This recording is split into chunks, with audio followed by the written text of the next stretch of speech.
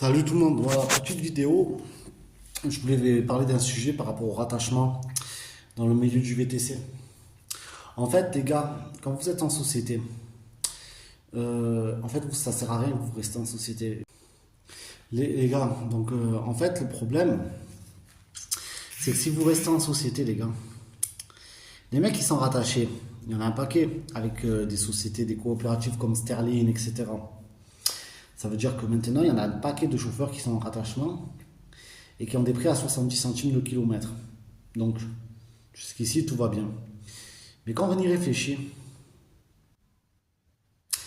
en fait, Uber, quand il voit qu'il y a un rattaché et qu'il voit que toi tu es en société, il va forcément faire partir celui qui est rattaché avant toi sur les courses.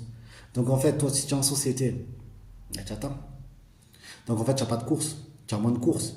Donc en fait, tu es obligé, si tu es en société, de travailler soit dans des zones où il y a des fortes demandes, soit d'attendre des longs temps d'attente. Et même des fois, à l'aéroport, quand il y a la file d'attente, elle est pleine, ben en fait, elle est pleine. Tu vois ce que je te dis? Ça y est, c'est game over, les gars. Les mecs qui sont en société, oubliez, frérot. Oublie. Ça sert à rien de rester en société quand tu bosses avec les applications. Parce que si tu es en société, tu auras des prix qui sont plus hauts que la moyenne, et tous ceux qui sont rattachés vont passer avant toi.